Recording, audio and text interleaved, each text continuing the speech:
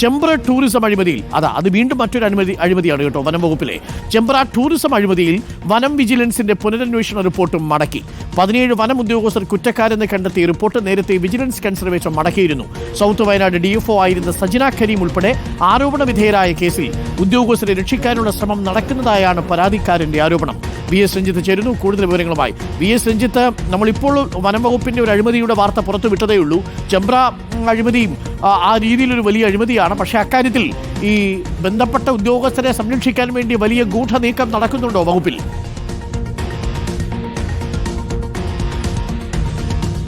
Doctor Arun, ഈ Chembra tourism അഴിമതി അതിന്റെ ഗൗരവത്തിൽ സർക്കാരും വനം വകുപ്പും കാണുന്നില്ല എന്നുള്ളതാണ്. അതിൽ വനം മന്ത്രി ഉൾപ്പെടെ എന്തുകൊണ്ട് ഇത്തരത്തിൽ ഗൗരവമായി ഇടപെടുന്നില്ല എന്നൊരു ചോദ്യമുണ്ട്. പ്രത്യേകിച്ച് ചെമ്പ്രയിൽ ഒരു ഉദ്യോഗസ്ഥനെ അനധികൃതമായി നിയമിക്കുകയും 10-15 വർഷത്തോളം അവിടെ പണം പിരിക്കുകയും ആ പണം കൃത്യമായി വനത്തിൻ്റെ ഫിനാൻസ് ഡിപ്പാർട്ട്മെൻറ്റിൽ എത്താതിരിക്കുകയും ചെയ്തു എന്ന് കണ്ടെത്തിയ ശേഷമാണ് ഇത്തരത്തിലൊരു വിജിലൻസ് അന്വേഷണം നടക്കുന്നത്.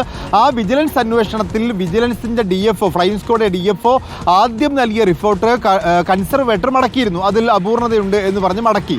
ആ റിപ്പോർട്ടിനകത്താണ് 17 ഉദ്യോഗസ്ഥർ കുറ്റക്കാരാണെന്ന് കണ്ടെത്തിയിരുന്നത്. ആ റിപ്പോർട്ടാണ് മടക്കിയത്.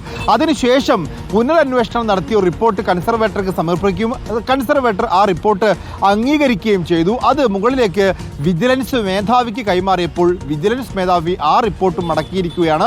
ആ റിപ്പോർട്ട് മടക്കാനുള്ള കാരണം പറയുന്നത് ഇതിൽ സാമ്പത്തിക കുറ്റകൃത്യങ്ങളെ കൂടി അന്വേഷിക്കണമെന്ന് പറഞ്ഞുകൊണ്ടാണ്. യഥാർത്ഥത്തിൽ ഇതിൽ നടന്നിട്ടുള്ള പ്രൊസീജിയർ ക്രമക്കേടാണ് വനം വകുപ്പ് അന്വേഷിക്കുന്നത്.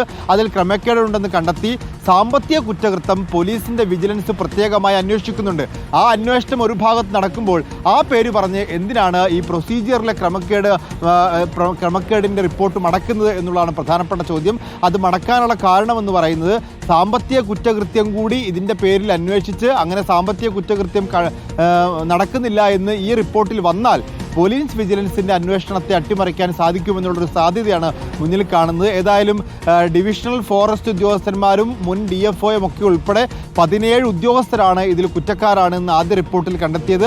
ആ റിപ്പോർട്ട് മടക്കി. രണ്ടാമത്തെ റിപ്പോർട്ടും ഇപ്പോൾ മടക്കുന്നു. അങ്ങനെ റിപ്പോർട്ടുകൾ തുടരെ മടക്കുന്നത് ആരെയൊക്കെ സംരക്ഷിക്കാൻ വേണ്ടിയുള്ള ഉദ്യോഗസ്ഥ ലോബിയുടെ ഒരു നീക്കമാണ് എന്നാണ് മനസ്സിലാക്കാൻ സാധിക്കുന്നത്. ഇതിൽ വനം മന്ത്രി അറിഞ്ഞിട്ടാണോ എന്നുള്ളത് കൂടിയാണ് നമുക്ക് അറിയേണ്ടത്. Okay, thank you.